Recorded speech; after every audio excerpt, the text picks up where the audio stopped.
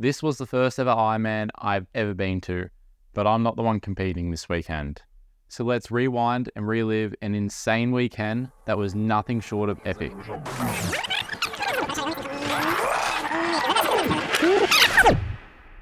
A 4 a.m. wake-up call, 5 a.m. arrival. St Kilda, Melbourne. Buzzing with hundreds of athletes geared up for the 70.3 Ironman Challenge. The winds were throwing a tantrum early on, and there were whispers about cancelling the swim. But the swim course got trimmed to 900 metres.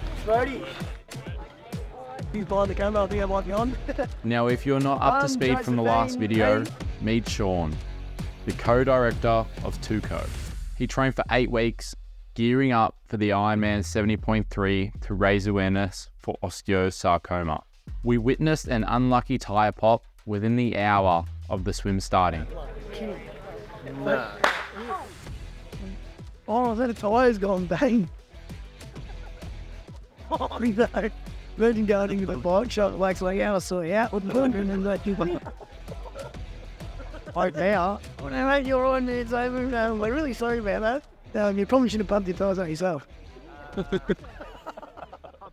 Sean took his time getting prepped.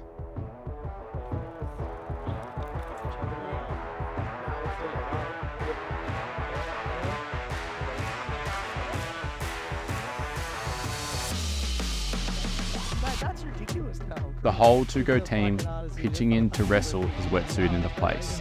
We then made our way to the swim. You got a good number, Shane. I know only 0.3s. That's what I said. Yeah, unreal. Sean hopped in the water with hundreds of other contestants before we realised he had to wait a while before he was actually starting.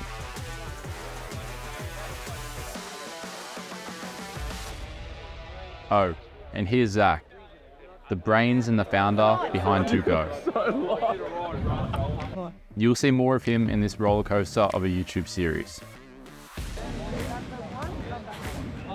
We waited around for the pros to get started. I also got soaked in water, but now it's time. Sean and the Tuco team were ready to roll.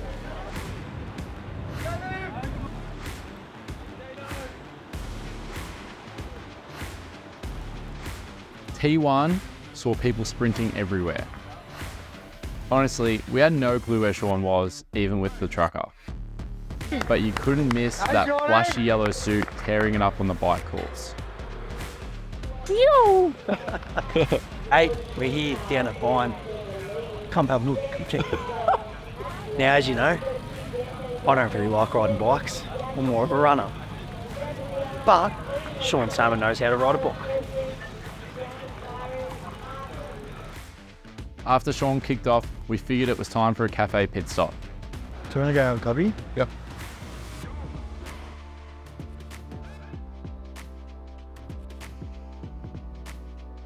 Yeah. Ironman 70.3. What's this 70.3 mean? Then a quick nap, all while keeping tabs on Sean's splits. T2, he flew. That right. But anyway. Yeah, he's looking strong. A little bit sore, but I reckon he'll power through the half up. Get under 6, sorry. Under 5. Final hurrah. Go, Shawnee!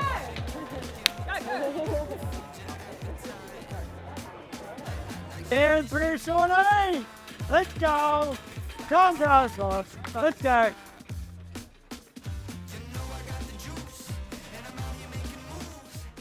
Averaging a 4:30 kilometre pace through the half marathon.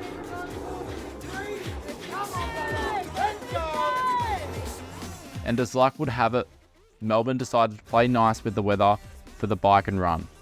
Shilesy, a buddy of Zach's, aced it with a killer time. Well done, man. That's fucking... How's your boy going? He's going. Then came Sean's moment. Weavering through fellow contestants, and there he was. There he is. Go to show!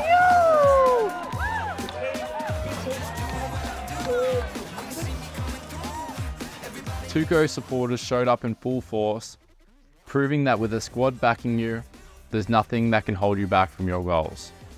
This made me feel so honoured to be able to meet Zach and the Tuco team 5 months ago, and it feels like a privilege knowing that what they're doing can leave a mark on those dealing with osteosarcoma for years to come.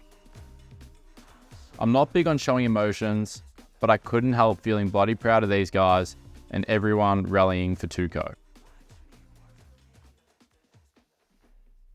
I had a pretty big week, and I wasn't going to include this, but I think it's good for everyone to see. All right, so it's Wednesday.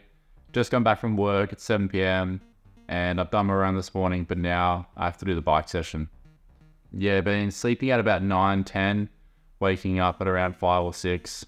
Haven't really woken up past 6 since starting this, but it's new. I find nowadays waking up at 5:30 and 6 is a lot easier than what it was in the first 2 or 3 weeks. In the first week episode or the second week episode, I know I was complaining about waking up early, but now I'm sort of thankful for it because I really do enjoy waking up early and getting up before everyone else is up. You notice most of my cardio sessions are done in the morning straight away when I wake up because I like getting them out of the way for the rest of the day. So now I've got a 2-hour bike at 7 p.m, which isn't really ideal considering I'm usually asleep in about 2 hours, but we've got a 2-hour bike, so I probably won't sleep for another 3 hours. Something to think about that I learned today was that if you're not making mistakes, you're still in your comfort zone. And I thought this pretty much what matched very well with the series because you guys see all the mistakes that I've done and you know all the advice I've given, which just shows I'm well and truly outside my comfort zone. I'm not a very good motivational speaker, but hopefully you got something from that. And the takeaway is probably to just never fear failure because in the end of the day, it makes you a lot better person. All right, we just finished a 2-hour bike session. I'm dripping in sweat. I honestly didn't think I was going to get through it. It's the latest I've ever done a cardio session. I usually do all my sessions at like 5, 6, 7 a.m. But yeah, we had to get it done. I thought it was pretty funny that halfway through our session, I was legit like, I'm calling it quits at an hour. Just didn't think I'd be able to actually get through the session. And then I just realized what I said before about not fearing to fail and, you know, pushing, going outside your comfort zone and yeah, embracing your mistakes. But yeah, I really battled through that session, to be honest. I think because I'm not used to the night sessions, which I won't probably ever do one again, hopefully. It was just work. Even though it's late, I'm going to go have a pizza and then I'll probably have sticky date pudding. Spencer's going to laugh if he watches this, but I will go definitely have some sticky date pudding and finish that one off. Would not recommend to open a pizza like that, but it's 10 p.m. I'm usually in bed by 9 p.m, so everything goes out the window a little bit. And we'll stack it up and go as well. There's one reason why I haven't done a video on food is because I eat a lot. Now, it might not look amazing by that, but trust me, it's amazing. I'm also having it already sliced. My brother's got me onto this guy, so we've got the pizza. I burnt it a little bit. Good night. I'm gonna finish this pizza, finish this drink, and go to bed. Shout out to Hydrogun for hooking me up with a massage gun and their new knee massager. As I don't get any knee pain, touch wood, I've been using the knee massager on my shoulders post-swim, playing with the temperature and pressure settings, which is surprisingly super handy. I've never been a big massage gun user myself, but I found using it for trigger points in my current calf issue has been helping me out with recovery. Wrapping up an insane week, I hope you can see the love and support for Tuco.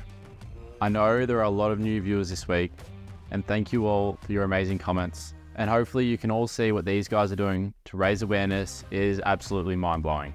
Cheers to a week of highs and lows. Big shouts to Tuco and the crew and the amazing community that we're building here.